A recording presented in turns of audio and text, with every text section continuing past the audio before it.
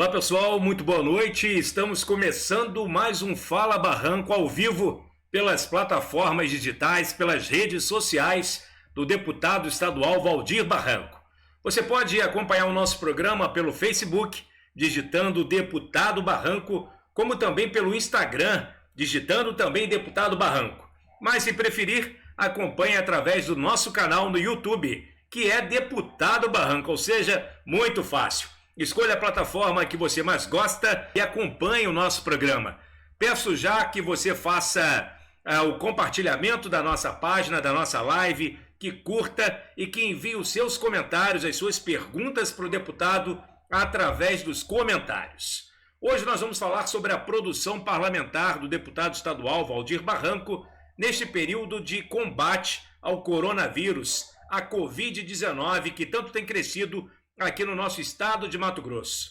O deputado é um dos campeões na produção parlamentar voltada ao combate à pandemia. Só para vocês terem uma ideia, já foram 41 projetos de lei enviados da Assembleia Legislativa, dos quais 4 já viraram leis, já foram sancionadas e já estão em vigor no estado de Mato Grosso. Mas mais do que isso, nós queremos falar hoje também sobre a questão da educação. O deputado estadual Valdir Barranco é o presidente da Comissão de Educação da Assembleia Legislativa e também de uma comissão especial que foi montada com vários entes da sociedade, entre eles o Ministério Público e representantes da rede estadual de ensino e também da rede privada, e que discute a viabilidade do retorno às aulas presenciais com segurança, tanto para os nossos alunos como também para os professores e para toda a comunidade escolar. Portanto, hoje teremos muito assunto para conversar com o nosso anfitrião, deputado Valdir Barranco, a quem já dou boa noite. Boa noite, deputado. Muito bem-vindo ao retorno do nosso programa, que infelizmente ficou uma semana fora do ar, mas que volta hoje cheio de novidades, não é isso? Boa noite, Robson. Boa noite a todos os nossos amigos e amigas que estão sintonizados aí nas nossas redes sociais para acompanhar mais essa edição do programa Fala Barranco. E quanta produção, né, Robson? Nós temos feito um mandato bastante acelerado, muito sintonizado com o povo mato-grossense, e quando nós fazemos mandatos que são populares e participativos, ouvindo a população, seus anseios, suas angústias, seus problemas e também as soluções que eles apresentam, é assim que nós colhemos os resultados. Nós já estamos com 189 projetos de lei apresentados pelo nosso mandato, e vamos hoje tratar mais especificamente dos 41 que nós apresentamos só nesse período de enfrentamento à Covid-19. Então, boa noite, é um dia e uma noite memorável de uma vitória extraordinária na Assembleia Legislativa, com a prorrogação, né, nós conseguimos postergar, retirar de pauta a votação da PEC 06 e do Projeto de Lei Complementar 06/2020, que tratam das modificações na Previdência, nos critérios para aposentadoria dos servidores públicos, na ampliação do tempo de contribuição, da idade também. São maldades muito grandes do governador Mauro Mendes. É a segunda vez que eles retiram de pauta porque não tinham votos. Eles precisam de 15 votos e não tinham. E, além disso, conseguimos derrubar o veto ao projeto de lei 365/2020, que institui o auxílio emergencial aos profissionais de educação. Portanto, boa noite e uma noite muito feliz para todos nós. Essa segunda-feira foi de muito trabalho, mas de muita conquista também. Tá certo, deputado. Então vamos começar falando hoje sobre essa grande vitória para a educação pública no estado de Mato Grosso. Hoje, como o senhor acaba de dizer, foi derrubado o veto do governo Mauro Mendes ao projeto de lei 365/2020, que previa em seu bojo a entrega de um auxílio emergencial no valor de R$ 1.100 aos professores e professoras interinos do nosso estado que não tiveram os seus contratos, infelizmente não tiveram os seus contratos renovados logo que começou a pandemia do coronavírus aqui no estado de Mato Grosso, na cidade de Cuiabá, principalmente onde tem uma maior concentração de profissionais da educação. E esses professores têm passado por sérias dificuldades, está faltando dinheiro para pagar luz, para pagar água, inclusive e até, pasmem, dinheiro para comer. É uma vergonha para o estado de Mato Grosso. Esse projeto, o PL 365-2020, ele foi constituído pelo deputado Valdir Barranco e com lideranças partidárias. Foi aprovado em 2 votações na Assembleia Legislativa por unanimidade. Mesmo assim, o projeto foi levado ao governo do estado, que se negou a sancioná-lo, vetou o projeto, e esse veto voltou para a Assembleia Legislativa na semana passada e hoje foi derrubado por 16 votos. Olha bem, nós tínhamos uma votação unânime, mas hoje, que era o dia D, apenas 16 deputados, se não me engano, se eu não estiver errado, se tiver, por favor, me corrija, deputado, votaram favorável aos professores interinos. Isso depois de muita luta do deputado Valdir Barranco, tentando convencer cada um dos deputados a votarem favoráveis. Temos que dizer que também do empenho do presidente da Assembleia, o deputado Eduardo Botelho, que chegou, inclusive, a usar a tribuna para fazer a defesa desse projeto, a defesa dos professores, mas mesmo assim, alguns ainda votaram contra. Mas, para o bem de todos e felicidade da nossa nação, felicidade dos matogrossenses e da educação pública no estado de Mato Grosso, graças a Deus esse projeto passou e agora segue para a sanção do governo do estado. O governador tem 2 dias para sancionar o projeto, senão ele volta para a Assembleia para que seja promulgado pelo presidente da Assembleia, o deputado Eduardo Botelho. Não é isso, deputado? Exatamente isso, Robson. Eu vou fazer uma breve contextualização para que as pessoas que estão nos assistindo possam compreender melhor como nós chegamos ao projeto de lei 365/2020. O governo do estado, ainda no final do ano, a Secretaria de Estado de Educação, fez a contagem de pontos para a atribuição de salas e aulas e classes dos professores interinos. É uma prática normal no Brasil e no estado de Mato Grosso não é diferente, ao longo de décadas de educação pública. E é importante nós esclarecermos, porque o governador do estado está fazendo uma grande confusão. Ele não tem ideia do que é educação e ele não tem ideia do que é um professor interino. Então, ele está dizendo que tem 64 mil professores interinos e ele não sabe quais desses professores, ao retornar às aulas, irão ser contratados. Ora, todos nós sabemos que esse número ao qual ele se refere são os professores que são formados de licenciatura, licenciatura plena, curta, mas licenciatura plena, né? Inclusive eu sou formado, mas eu não estou concorrendo com esses professores interinos. Nós estamos tratando nesse projeto dos 2.500 professores que já contaram pontos e que, portanto, serão eles que serão contratados assim que retornarem às aulas.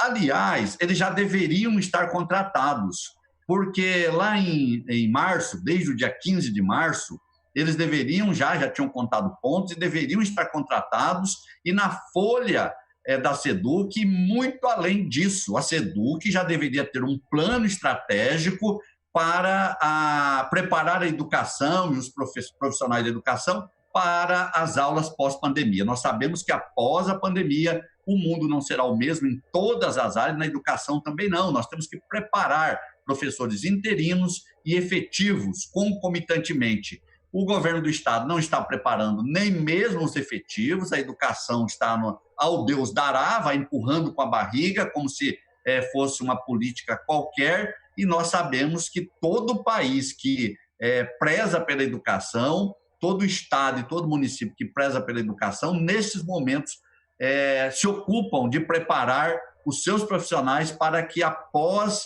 o momento de uma guerra, nos casos de guerra, eu quero citar aqui o Japão, após a Segunda Guerra Mundial, que ficou destruído e se levantou graças aos investimentos em educação, e também no caso de pandemia, que não é diferente. O que nós fizemos foi apenas contribuir com o governador do estado, uma vez que, por omissão deles, esses professores não foram contratados. Então, a princípio, eu apresentei um projeto de decreto legislativo que era para que a Assembleia votasse, corrigisse essa omissão do governo do Estado, não precisaria de sanção do governador, ele teria que obrigatoriamente acolher. O que acontece é que lá no jurídico, o jurídico da Assembleia anteviu que não seria o caminho legal e que o caminho legal seria um projeto de lei. E o projeto de lei estava tão bem fundamentado para que esses profissionais fossem contratados imediatamente que o governador, verificando que ele teria enorme dificuldade em vetá-lo, porque não tinha nenhum vício de inconstitucionalidade, trabalhou com a sua base para transformar aquilo que era atribuição de salas, aulas e classes para a contratação dos professores em um auxílio emergencial.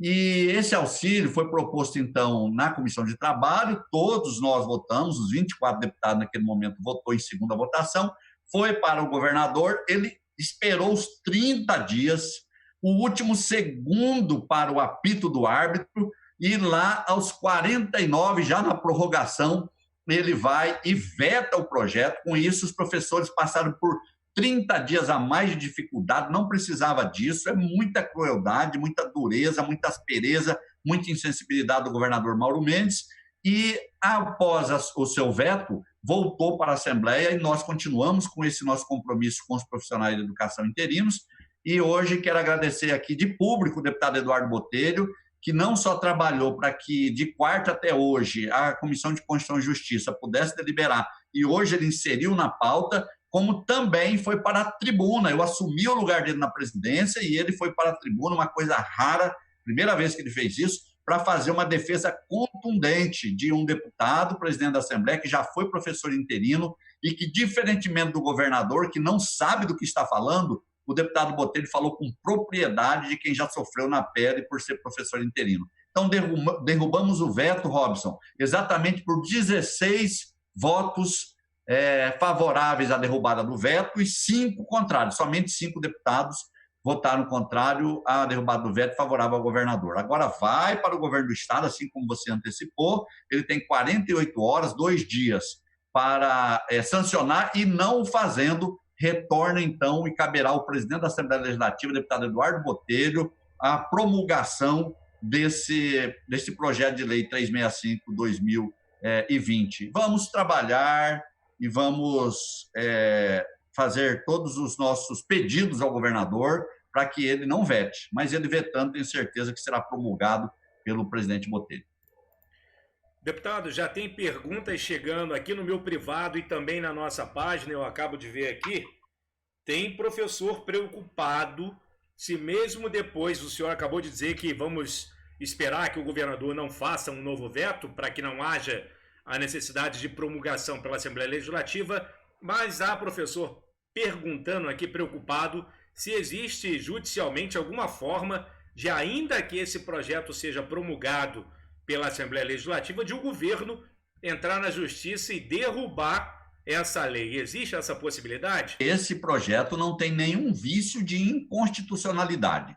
Esse projeto é absolutamente constitucional, tanto é que o Congresso Nacional, inclusive modificando o que era interesse do presidente Jair Bolsonaro, o presidente tinha interesse em propor um auxílio emergencial àqueles que estão desempregados e desempregados no Brasil de R$200. O Congresso Nacional, por iniciativa da bancada de oposição, e o Partido dos Trabalhadores, com a sua bancada, foi fundamental, articulou e foi votado um projeto de R$600 até R$1.200 de auxílio emergencial, e o governo federal está pagando, é obrigado a pagá-lo, né? Então não há nenhum vício de inconstitucionalidade, o que alega o governador, porque a Assembleia já aprovou, porque outros estados já o fizeram, outros municípios também já o fizeram, a União já fez, inclusive para aqueles que são cidadãos e cidadãs invisíveis, que nem CPF tem, já há uma compreensão dos tribunais que deve ser pago, e para os professores interinos, eu não vejo nenhum vício, e o governador, se não o fizer, é por absoluta maldade, vamos torcer para que ele não vá por esse caminho, mas será por absoluta maldade. Obviamente que ele, enquanto governador, pode sim ingressar na justiça, ele não cabe mais veto a ele. O projeto agora ele tem 2 dias, ele não o fazendo será promulgado pelo presidente da Assembleia, mas ele pode sim, depois da promulgação, ingressar na justiça, porque ele realmente tem um coração muito duro, impiedoso, maldoso. Mas vamos torcer para que esse coração também possa ser amolecido. Deputado, vamos passar então para uma segunda pauta, ainda falando de educação. O senhor também preside a comissão especial que foi montada na Assembleia Legislativa para estudar a viabilidade de um retorno às salas de aula, mas com segurança, tanto para os alunos como para a comunidade escolar, para os servidores de cada escola. E quando eu falo isso, estou dizendo a respeito das escolas tanto privadas quanto públicas. Na primeira reunião já ficou determinado que seriam formados alguns núcleos de estudo para que os temas fossem debatidos mais a contento ali e se chegasse de fato a esta segurança que é procurada. Passa para a gente um resumo do que está acontecendo nessa comissão, por favor. Robson, nós tivemos essa iniciativa, foi também uma iniciativa da Assembleia Legislativa, da nossa Comissão de Educação, em conjunto com o presidente Eduardo Botelho, quando a secretária de Estado de Educação esteve lá na Assembleia, e nós propusemos o projeto de lei 365, que é esse dos professores interinos, e ela foi lá para pedir para que fosse retirado, dizer que queria apresentar uma contraproposta, depois acabaram não apresentando, e nós, então, naquele momento, indagamos a ela sobre o retorno às aulas, e ela disse que seria já no mês passado, né, no mês de junho. Foi quando nós propusemos uma comissão ampla para debater esse tema, e o presidente Botelho acolheu essa proposta, publicou um ato criando essa comissão especial e me nomeou, então, presidente da comissão especial que debate o retorno às aulas e as condições para o retorno às aulas no estado de Mato Grosso. A princípio era só na rede estadual, rede pública estadual. E já na primeira reunião, com o pedido de adesão das escolas privadas, das escolas municipais, da MM e da Unemat, da Educação Superior, então ampliou-se de rede pública estadual para sistema público estadual. Então hoje há uma grande responsabilidade dessa comissão que vai decidir o momento oportuno, o momento correto para o retorno às aulas, não só na rede estadual, como também nas escolas privadas, nas escolas municipais, onde os municípios não têm o seu sistema próprio de educação, que é a maioria esmagadora, na educação superior e na educação técnica também do estado de Mato Grosso. Nós tivemos já 2 reuniões importantes onde foram ministrados palestras com profissionais, especialistas de renome nacional e internacional, inclusive. Tivemos aí o professor Luiz Dourado, que é o maior parecerista da Comissão Nacional de Educação, é professor da Universidade Federal de Goiás. Tivemos também o professor Henrique Paim, que é da Fundação Getúlio Vargas e que foi ministro da Educação, e ele falou como representante da Fundação Getúlio Vargas. Enfim, a Nilce Maria, que é doutora e vice-reitora da Universidade da Unemat, Universidade do Estado de Mato Grosso, e tivemos o conselheiro do Tribunal de Contas do Rio Grande do Sul, que é um grande especialista também nessa área de educação.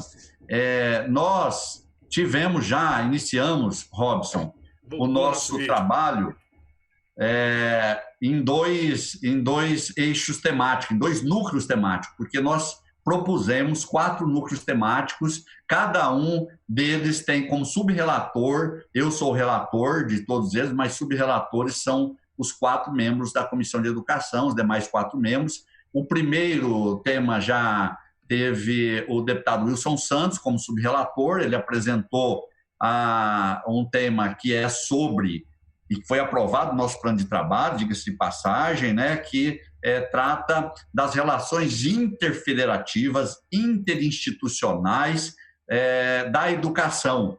E muito importante, foi na última quinta-feira.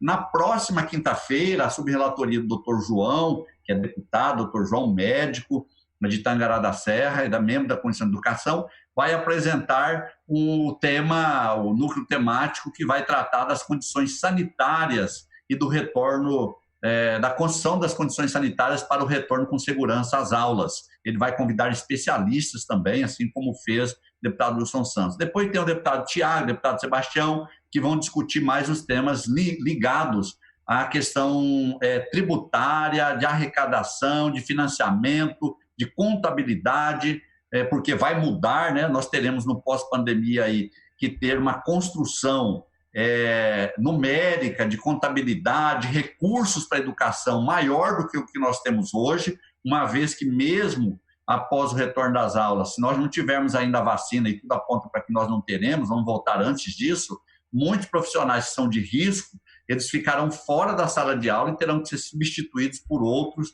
e, portanto, vai carecer de um estudo aí que dê condições orçamentárias para o governo do Estado, para a Secretaria de Estado de Educação, para as secretarias municipais, para as privadas e para também a educação superior e as escolas técnicas. Então, é um trabalho muito bem elaborado, estamos conduzindo com grande responsabilidade e na hora correta. Então, no plano de trabalho, nós vamos apresentar o relatório final, é importante dizer isso, no dia 16 de julho. Então, no dia 16 de julho está previsto aí para a apresentação do relatório final, quando nós poderemos já com mais segurança apontar o retorno às atividades escolares. É isso aí, deputado. E como a gente tem observado, os números da Covid em nosso estado não param de crescer. Infelizmente, parece-me, não sei se estou errado, mas que muitos dos cidadãos e cidadãs que vivem no nosso estado não parecem muito preocupados em evitar a proliferação dessa doença.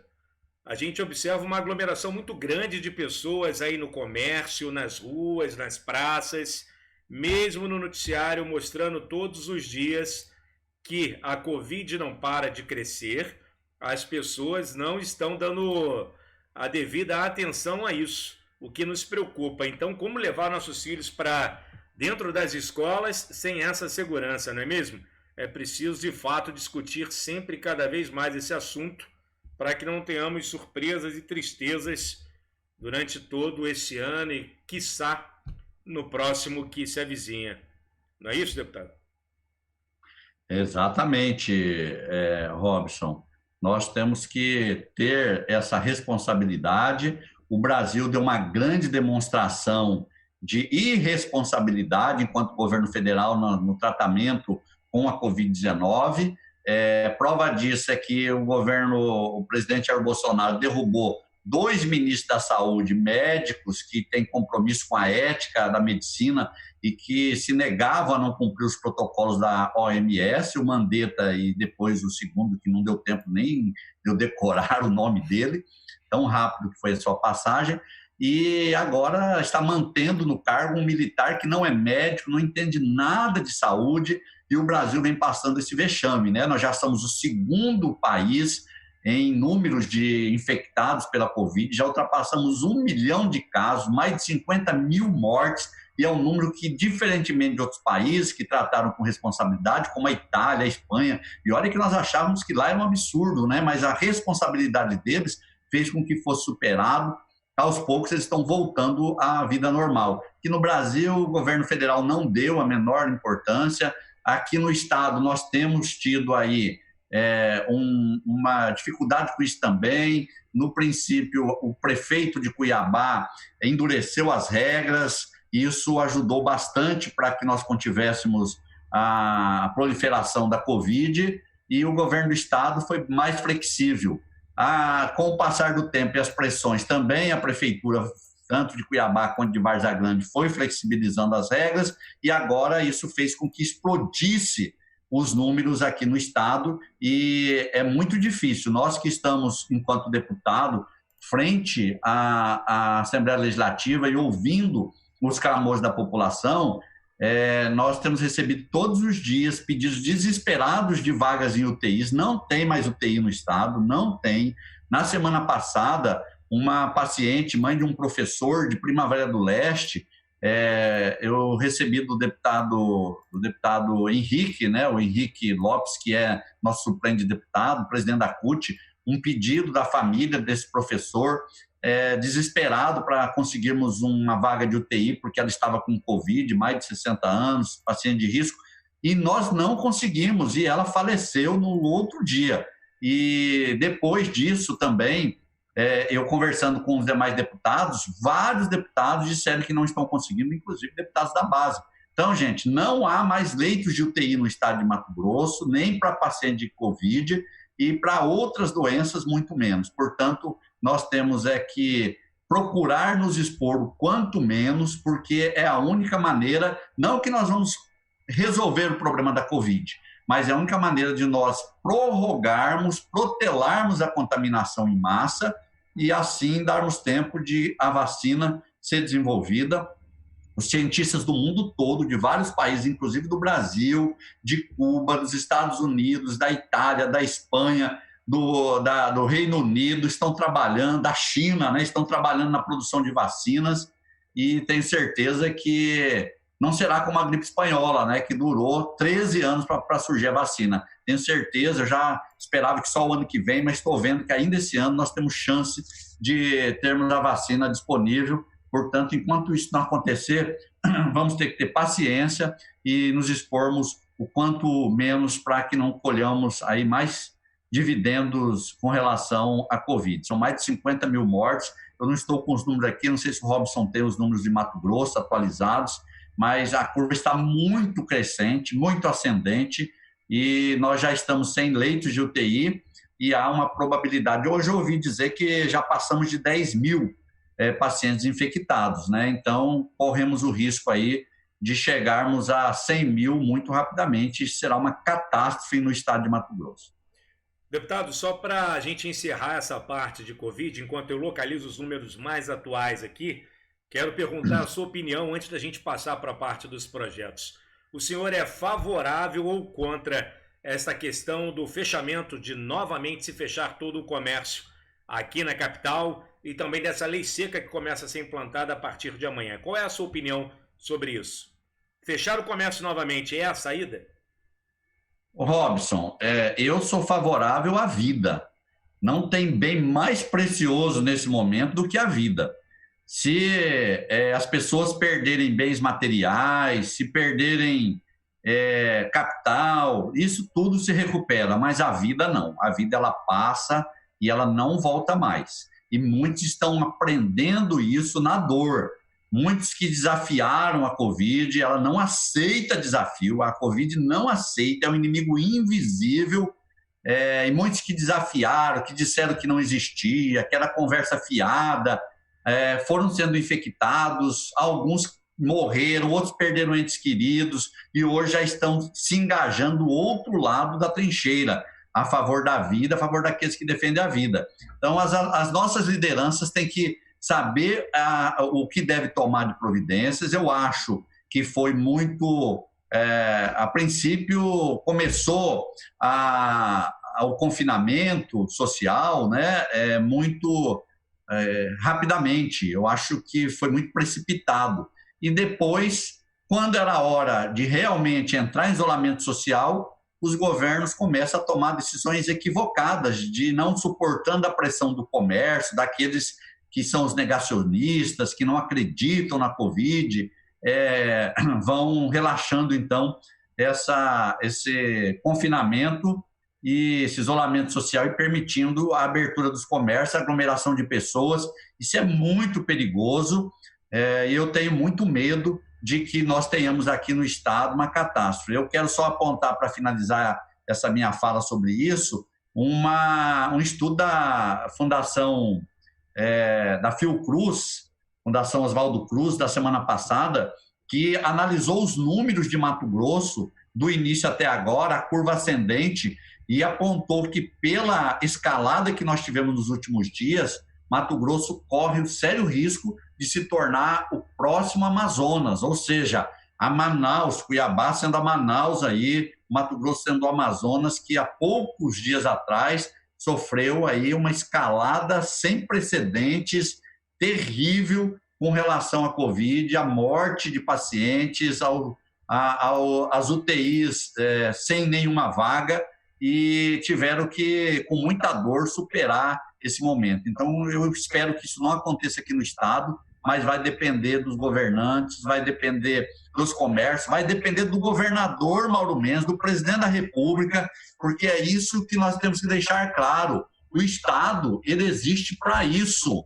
O Estado brasileiro, a União, os estados, os municípios, têm que aportar recursos e criar fundos, e criar fundos de financiamento para as pequenas empresas, para os agricultores familiares, para os professores, para aqueles professores como os interinos, aqueles que não têm condições de trabalhar, que estão desempregados, assim como nós já temos auxílio emergencial de R$600 a R$1.200, o governo também tem que socorrer os pequenos empresários para que eles possam ficar em casa com segurança, manter a sua empresa, pagar as folhas de pagamento e depois da Covid voltar com condições de colocar o país em pé. Não adianta nada o governo se negar a fazer isso e deixar esses empresários, essas pessoas, esses cidadãos e cidadãs quebrarem para depois não terem condições de se levantar e de ajudar a levantar o nosso Estado e o nosso país.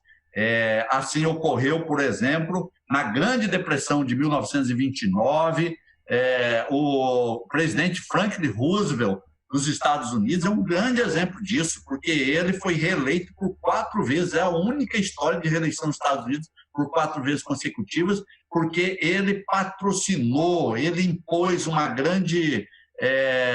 grande programa para que pudesse bancar os pequenos empresários e também a reconstrução do país. E olha que nós estamos falando de uma crise de 1929 que foi só crise econômica. Hoje nós temos uma crise sanitária que levou o país e o mundo a uma crise econômica. Então, é a conjugação da crise sanitária e econômica que nos levou a essa situação e os governos precisam aportar. Não é só recurso para os banqueiros, não.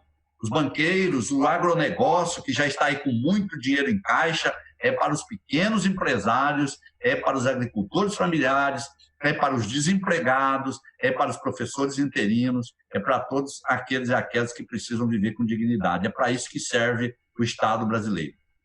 Tá certo, deputado. Como o senhor pediu, eu estou aqui com uma matéria do Mídia News que saiu agorinha, às 18 horas, da Jade Laranjeira, assina o texto, e que nos mostra que Mato Grosso tem agora confirmados 9.776 casos de Covid, já chegamos a 370 mortes. No Brasil, já estão confirmados 1.106.470 casos da doença e já morreram ao todo 51.271 pessoas. Portanto, é preciso ter cuidado redobrado se quisermos manter nossas famílias saudáveis, nossos filhos saudáveis e nós mesmos também longe dessa doença. Eu gostaria de enfatizar que é hora de união. Os governos têm que se unir, tanto federal, eu acho que aqui no estado o governador Mauro Mendes já passou da hora dele fazer uma grande reunião, que seja remota, com todos os prefeitos, secretários municipais de saúde, para que ele possa estudar medidas conjuntamente para o enfrentamento da Covid-19. Ele ainda não o fez. Tá certo, deputado. Vamos então passar para a segunda parte do nosso programa, que é para falar sobre a produção parlamentar do deputado Waldir Barranco, com vistas ao combate, ao enfrentamento a esta doença terrível, Covid-19. Deputado, o senhor já apresentou na Assembleia Legislativa, só nesse período de pandemia, 41 projetos de lei. Desses 41, 4 já se tornaram leis que foram sancionadas pelo governo do estado e estão em vigor aqui no estado de Mato Grosso. 15 projetos de lei estão aguardando a primeira votação, portanto estão em tramitação na Assembleia. 6 outros já passaram pela primeira votação, estão aguardando apenas a segunda votação para seguirem a sanção do governo do estado. Das 4 leis que já entraram em vigor, a primeira delas, a 209/2020, que diz o seguinte, deputado: fica determinado no âmbito do estado de Mato Grosso que as concessionárias de transportes públicos realizem diariamente a desinfecção e limpeza dos veículos para a contenção do coronavírus e dá outras providências, ou seja, faz com que o governo, o Poder Executivo, tome as providências para que a lei seja cumprida. Comente, por favor, essa primeira lei para todos nós. Por favor, deputado. É uma lei, a Lei 11.115 de 2020, que foi transformada em lei a partir do nosso projeto de lei número 209 de 2020, que recebeu esse registro na Assembleia Legislativa. Nós precisamos, e por isso propus a lei, foi aprovada, sancionada, já é lei, a Lei 11.115 de 2020, que todas as concessionárias, tanto de transportes públicos, inclusive os Uber também, táxis, que eles façam o que nós chamamos de desinfecção e limpeza diárias de seus veículos. Nós estamos diante de uma pandemia onde os países desenvolvidos cuidaram da desinfecção e limpeza até mesmo das praças, dos bancos de praças públicas, e aqui no estado de Mato Grosso nós precisamos também que esses veículos que transportam, principalmente transporte coletivo, os ônibus aí de transporte coletivo, que transportam grande quantidade de pessoas, infelizmente, mesmo nesse período, há superlotação, que eles promovam a desinfecção diariamente desses transportes, assim como Uber, outros transportes, vans escolares que, porventura, estejam sendo utilizados, mesmo não tendo aula, mais em transportes coletivo, os transportes de menor tamanho, os Ubers e também os táxis. Tá certo, deputado. Essa lei já está em vigor, pessoal.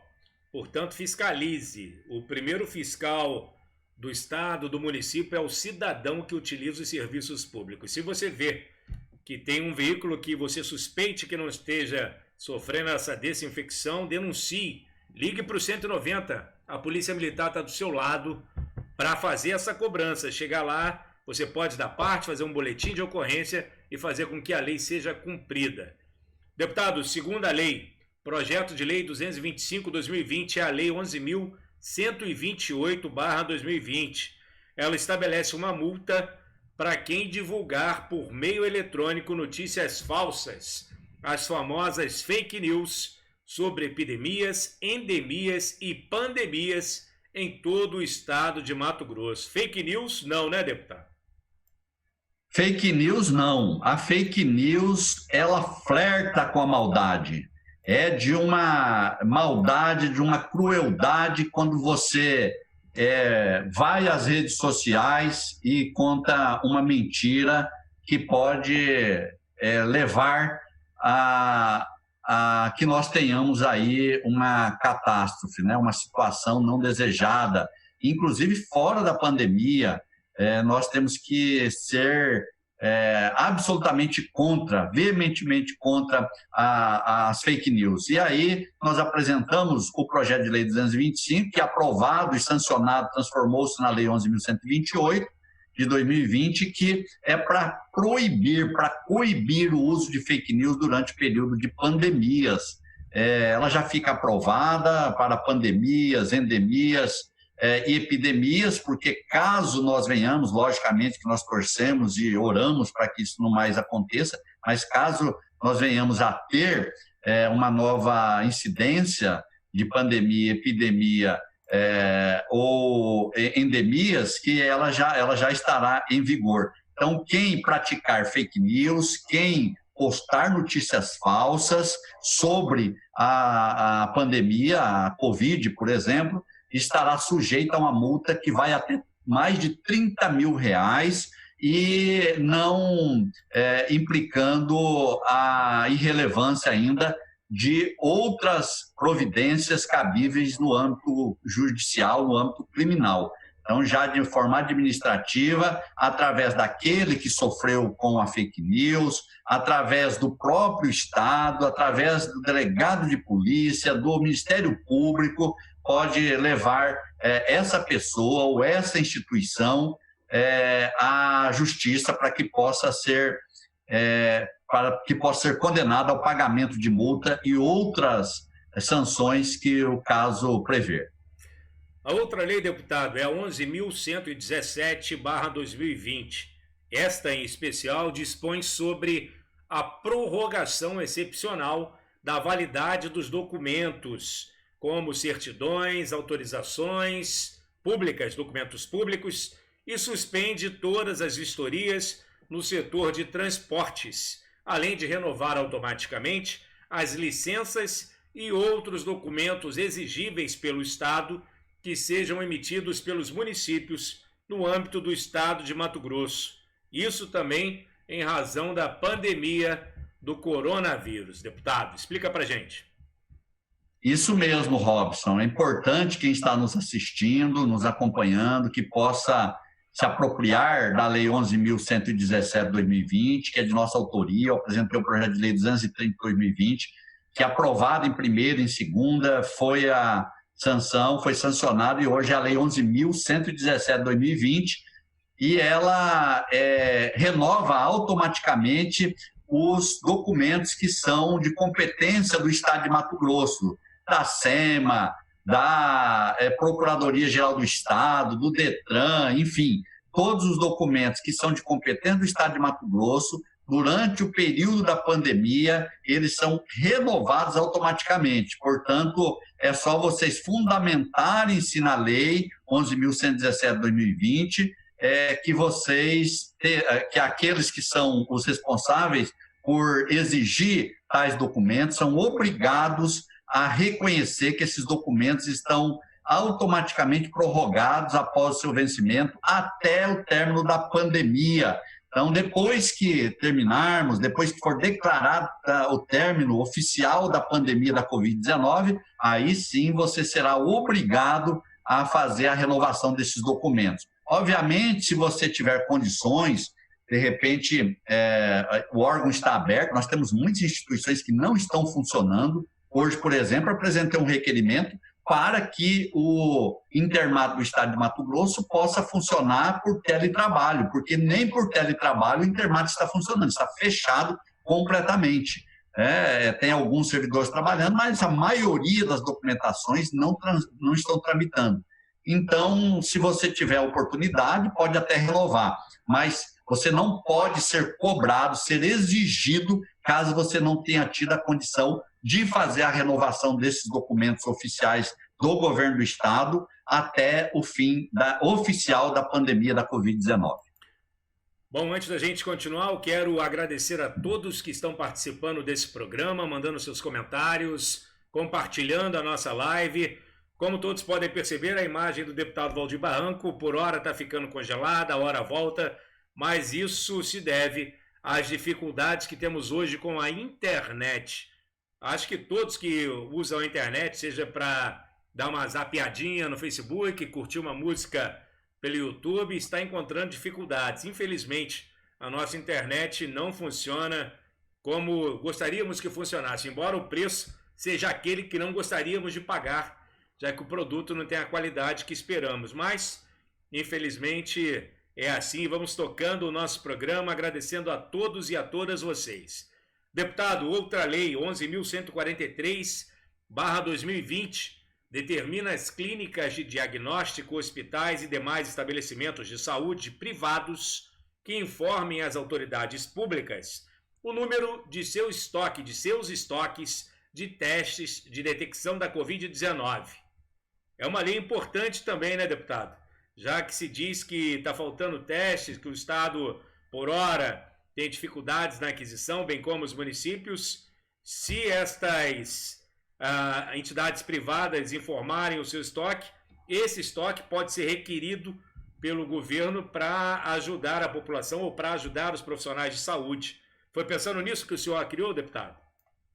É o projeto de lei 300/2020, que foi aprovado e convertido em lei, a lei 11.143/2020, é exatamente para que o Estado não trabalhe às cegas, que ele possa ter um controle dos testes que as instituições privadas de saúde têm à disposição. Então, os hospitais, os laboratórios de diagnóstico, as clínicas de diagnóstico, os hospitais privados e todas as demais instituições privadas de saúde devem informar as autoridades competentes de saúde, à Secretaria de Estado de Saúde, aos escritórios regionais de saúde do Estado de Mato Grosso, qual é o seu estoque de testes para a Covid-19, tanto de teste rápido quanto de PCR, que são os testes, aqueles que são nasais, né? Os testes que são coletados material pelas narinas. Então, é importante que isso seja feito para que o Estado não trabalhe às cegas, saiba qual é o estoque que nós temos na rede privada, porque no público o Estado já tem esse controle. Para vocês que estão entrando agora, hoje nós estamos falando sobre a produção parlamentar do deputado Barranco, voltada ao combate ao enfrentamento da Covid-19. O deputado apresentou 41 projetos de lei na Assembleia Legislativa, todos eles voltados ao enfrentamento desta doença. 41, gente. A gente já tem 4 desses projetos transformados em lei e acabamos de explicá-los a todos que nos acompanham, leis que já estão em vigor. Agora, nós temos outros 4 que já foram aprovados em 2 votações na Assembleia Legislativa e que já seguiram, que estão aguardando a sanção pelo governo do Estado. Nós vamos falar um pouquinho sobre esses 4 para encerrar esta parte do nosso programa, porque infelizmente não dá para a gente falar sobre 41 projetos de lei num programa só, para não ficar cansativo para vocês e para que vocês continuem curtindo e assistindo e compartilhando o programa Fala Barranco, com vontade de estar aqui todas as segundas-feiras, às 18 horas. Então, deputado, ainda aguardam pela sanção do governador Mauro Mendes 4 projetos que já foram aprovados, dentre os quais o projeto 229/2020, que dispõe sobre a implementação pelo Estado de Mato Grosso dos protocolos de prevenção e eliminação das condições propícias à propagação da Covid-19 em estabelecimentos conhecidos como as penitenciárias estaduais. Fala um pouquinho para a gente, deputado. Então, Robson, na realidade são 5, né? Nós tivemos 4 já sancionados, um vetado que eu quero falar ao final dele, lá no finalzinho, porque é extremamente importante, foi visionário esse nosso projeto, o governador não compreendeu e agora ele está sofrendo por ter vetado esse projeto, e 5 que estão aí aprovados já com o governador, aguardando só a sanção, a publicação, para que eles se transformem em lei.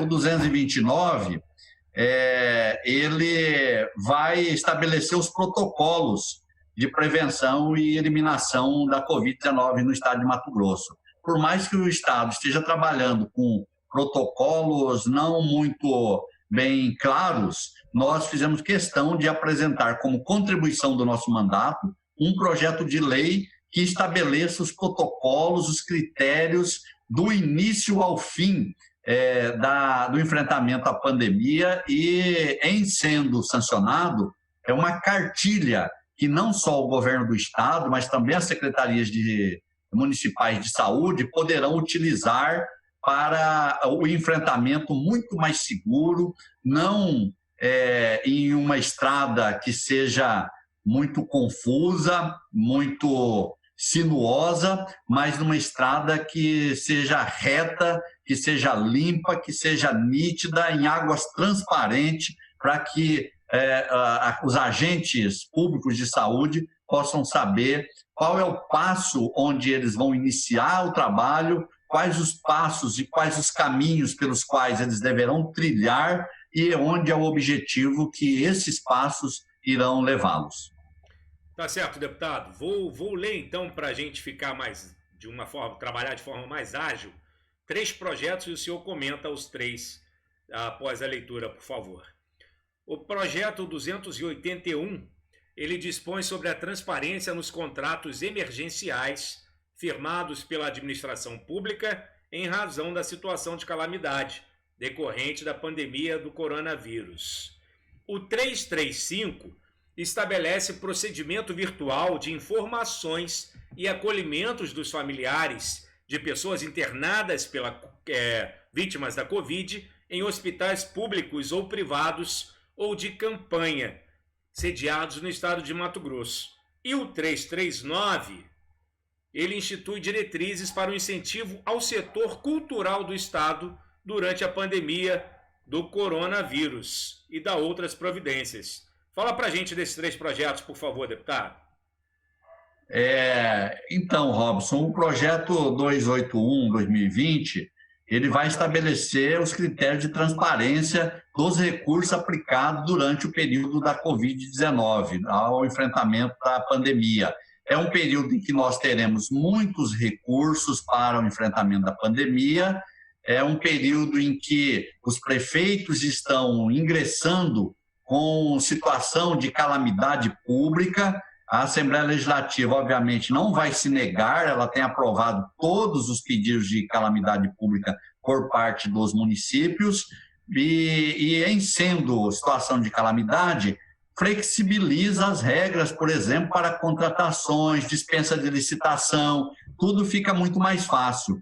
Então, é por isso que nós apresentamos um projeto de lei que também vai exigir que haja todo um aparato de transparência que deve ser apresentado por esses gestores. O projeto para que a sociedade possa acompanhar com firmeza e com seriedade a aplicação desses recursos. O projeto de lei 335, ele trata dos procedimentos virtuais de informações, ou seja, é muito difícil você ter um ente querido, um familiar, um amigo que está internado e você não ter informações, porque como quem vai internado pela Covid fica em isolamento completo, você não consegue nenhuma informação sobre esse paciente. E aí nós estabelecemos, através do projeto de lei, que haja uma plataforma digital onde os familiares possam acompanhar os boletins que informam a situação desse seu ente querido. Há poucos dias atrás, nós passamos aqui por uma situação que um amigo do interior, de Confresa, me ligou porque estava com o irmão internado e nem era por Covid, ele estava com um problema renal e ele tentou fazer a visita de Confresa a Cuiabá para fazer a visita e foi impedido por conta da Covid. E passado mais 2 ou 3 dias, esse irmão veio a falecer. Então, assim, é muito difícil, porque a pessoa não consegue ter informações sobre o parente que está ali internado. Então, o projeto é para isso. E o 339 institui as diretrizes para o incentivo ao setor cultural. Nós estamos acompanhando que, a nível federal, a deputada Benedita da Silva apresentou um projeto, inclusive, que é subscrito pela nossa querida deputada federal Rosa Neide, aqui do estado de Mato Grosso, também subscreveu esse projeto com a deputada Benedita da Silva, que vai estar atendendo o setor cultural. E aqui no estado de Mato Grosso, nós não podemos admitir também que, por conta da Covid, toda a nossa cultura, que leva-se centenas de anos para ser acumulada, que ela seja desprezada e corramos o risco de, ao final da pandemia, esses agentes estarem desestimulados, sem nenhuma condição de subsistência e percam também a capacidade de levar adiante a nossa cultura.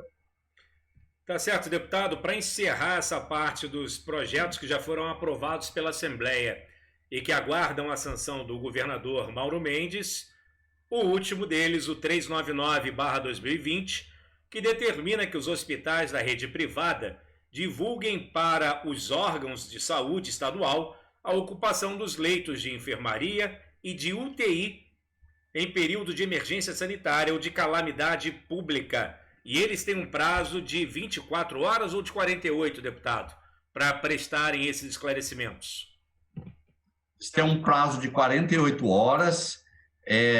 Nós já tratamos ali atrás sobre a questão dos exames, né, das instituições privadas, e esse projeto de lei ele vem na mesma esteira, né, o 339/2020, para determinar, obrigar as instituições privadas, os hospitais da rede privada, para que eles possam informar as autoridades de saúde do estado de Mato Grosso, a sua sede principal, que é a Secretaria de Estado de Saúde aqui em Cuiabá, ou as suas subsedes, que são os escritórios regionais de saúde, a disponibilidade de leitos e também a quantidade de ocupação desses leitos nessas instituições privadas, para que o Estado também possa ter o mínimo de controle sobre isso. E aí, Robson, aproveitando que nós já estamos falando sobre isso, eu quero já entrar, eu havia dito que eu queria falar um pouco sobre o projeto de lei que o governador vetou, que foi o meu projeto de lei número 227/2020, que era exatamente para obrigar que, em não havendo leitos na rede pública de saúde, que o governo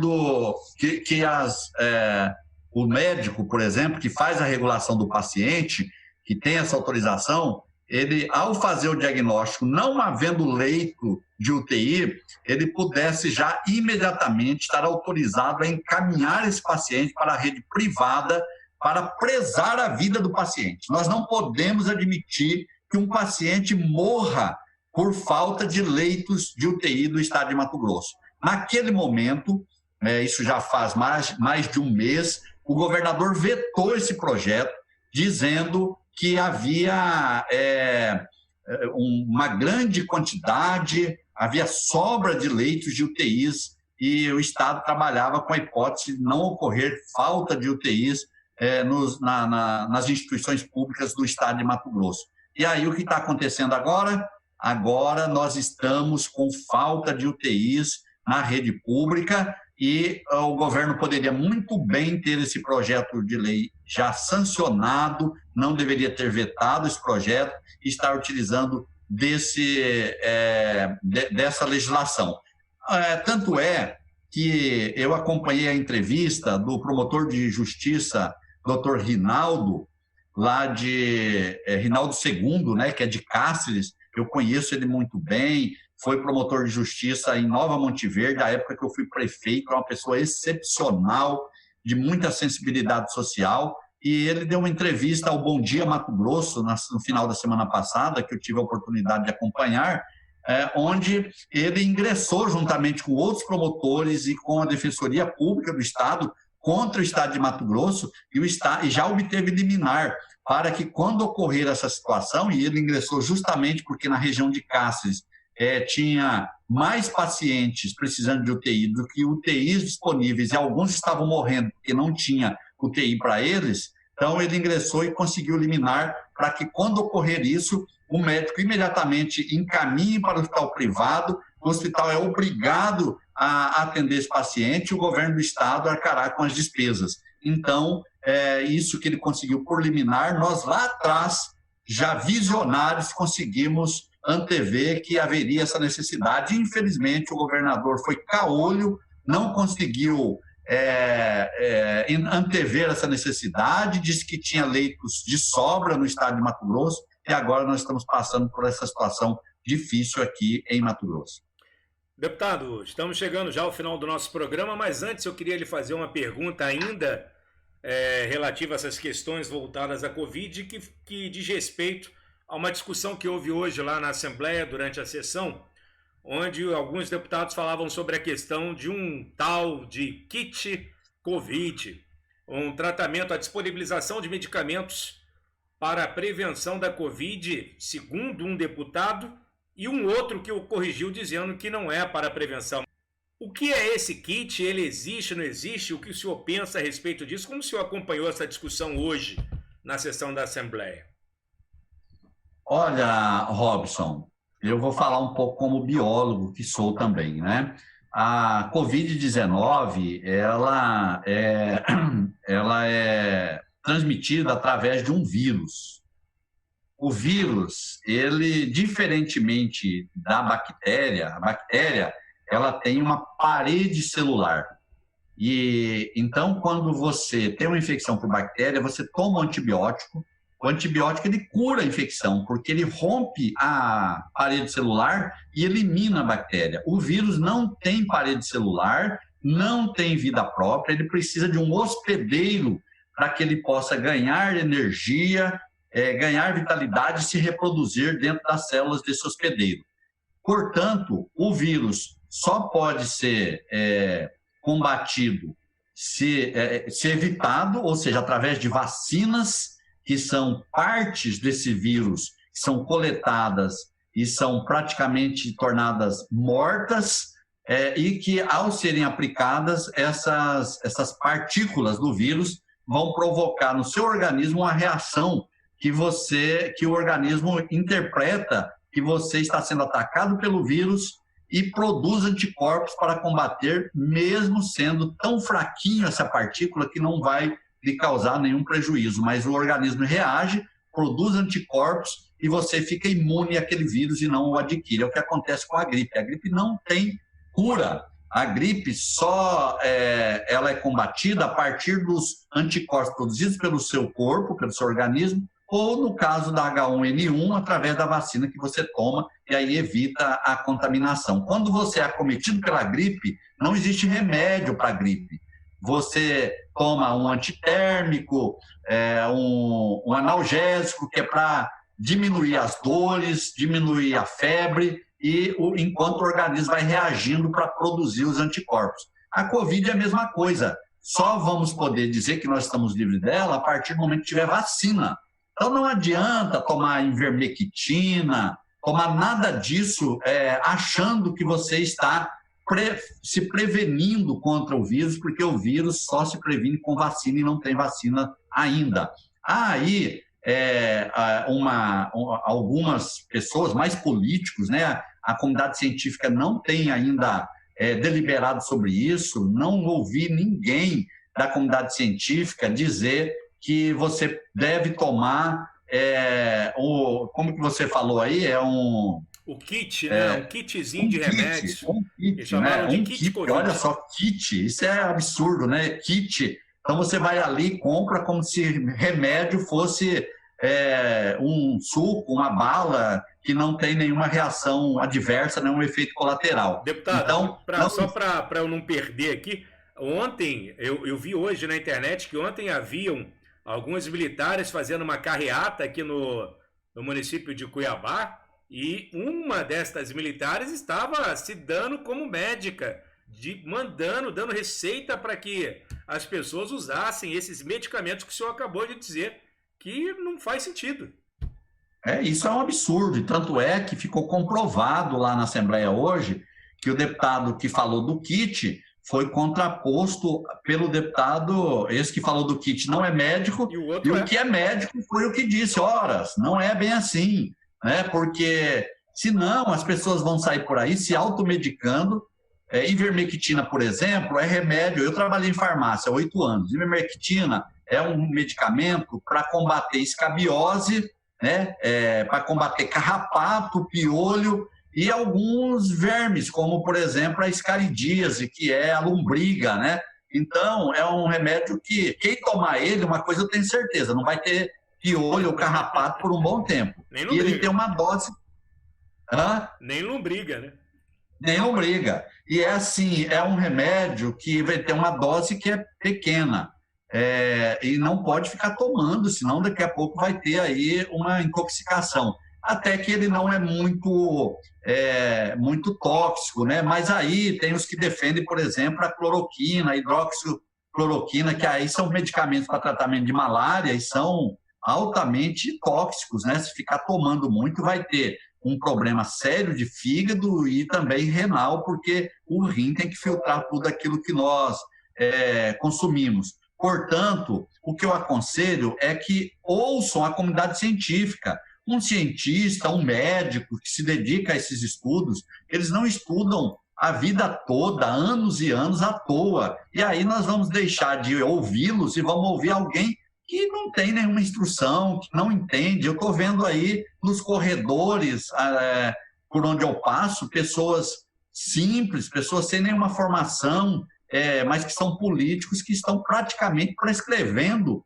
esses kits e batendo um carimbo e assinando. Então, gente, vamos tomar muito cuidado e vamos ouvir aqueles que realmente estudam. Eu torço, rezo todos os dias para que Deus possa orientar os nossos cientistas do mundo todo para que brevemente nós tenhamos aí a vacina para prevenir a Covid-19. A cura nós vamos ter medicamentos paliativos para diminuir a dor e os seus efeitos. Mas o que nós precisamos mesmo é da vacina, que aí sim nós estaremos livres dessa pandemia. Tá certo, deputado. Agora são 7h12. Estamos chegando ao final de mais um Fala Barranco. Quero, então, agradecer pelo senhor, mais uma vez, ter estado conosco aí por mais de uma hora, falando dos projetos de lei, da sua produção parlamentar, que é tão importante para o estado de Mato Grosso. Uma produção, no caso de hoje, voltada toda ela ao enfrentamento da Covid-19, os seus esclarecimentos e lhe dizer muito obrigado mais uma vez e que estás com a palavra para suas considerações finais. Antes, vamos tentar mais uma vez ligar esse vídeo que insiste em ficar congelado hoje por conta da internet. Vamos tentar mais uma vezinha para o senhor fazer as suas considerações finais. Acho que agora vai. Bem, Robson, eu, antes de fazer as minhas considerações, quero dizer que, bem antes da Covid, lá em 2019, eu havia proposto um projeto de lei ordinária que foi aprovado e se transformou na Lei Ordinária 10.995/2019, que nesse momento, é importante que a população saiba, pode ser muito útil. É uma lei, a Lei Ordinária 10.995/2019, ela autoriza a criação do Programa Estadual de Assistência Domiciliar Interdisciplinar para Idosos no âmbito do Estado de Mato Grosso. Para que isso? Nós temos uma dificuldade muito grande, é muito caro o Estado bancar o tratamento dos idosos dentro de unidades hospitalares. E há uma preferência pelos idosos e pelos familiares de que eles possam ser tratados em casa. Então, a Lei Ordinária 10.995 foi para obrigar o Estado, e ela foi sancionada, o governador sancionou, ele não vetou, então ele aceitou ela, obrigar o Estado a criar equipes de saúde multidisciplinar, ou seja, com médicos, psicólogos, em alguns casos fonoaudiólogos, quando precisar, fisioterapeutas, enfermeiros, para fazer o atendimento dessas pessoas idosas em casa. Então, pode ser uma grande saída nesse momento, que os idosos são pacientes de risco, têm dificuldade de ir aos centros de saúde, até para evitar que eles se contaminem, e também para tratamento daqueles que já estão contaminados. Assim, não teremos a necessidade de estar utilizando leitos hospitalares, e sendo tratado em casa, são leitos que vão ficar à disposição aí de outros pacientes que não se incluem nesse grupo. Quero, Robson, mais uma vez parabenizá-lo pela condução enquanto âncora aqui desse nosso programa, Fala Barranco. Você que é um jornalista de exímia competência e qualidade, daqueles assim poucos, né, que nós temos hoje saído mais recentemente dos bancos aí das faculdades. Acho que você tem muito e tem contribuído muito aí com essa juventude do jornalismo também. Eu tenho ouvido grandes elogios a esse trabalho lá na Assembleia Legislativa. Quero agradecer a toda a nossa equipe, todos os assessores do nosso gabinete, têm trabalhado muito, muito mesmo. Ellen, nossa chefe de gabinete, muito obrigado, parabéns pelo trabalho que você vem desempenhando. Nesse período de Covid, nós temos produzido muito mesmo, somos recordistas em produção, disparados, né? E durante todo o mandato, nós já vamos para quase 200 projetos de lei apresentados nesse período aí desse nosso mandato, menos de aí 1 ano e meio, né? Então, eu quero parabenizar toda a minha equipe, agradecer pelo empenho de vocês, deixar aqui o meu abraço a todo o povo de Mato Grosso que nos acompanha, o nosso mandato à disposição, de braços abertos para acolher essa população, esse povo tão querido do Estado, quando precisarem, quando tiverem alguma sugestão para fazer, para que possa ser transformado em projeto de lei ordinária, projeto de lei complementar, também alguma emenda à Constituição. Vocês podem se sentir à disposição com a nossa equipe, comigo mesmo. Nós estamos abertos a sugestões, porque o povo todo não pode ter uma cadeira e um microfone da Assembleia Legislativa à disposição. É apenas para 24 representantes de todo o Estado. E eu tenho que ser, enquanto deputado eleito, representante dos mais de 3 milhões de habitantes desse Estado de Mato Grosso, por isso estarei sempre à disposição. Quero, por último, me solidarizar com as famílias das vítimas da Covid-19, daqueles que tiveram suas vidas ceifadas, abreviadas por esse vírus, que é um inimigo invisível, que tem causado muita dor, muito sofrimento e que, infelizmente, boa parte da sociedade, que uma pequena parcela, né, vamos dizer assim, da sociedade, que são imbuídas aí por esse presidente maluco que nós temos na República, que ainda não se deu conta ou não quer se dar conta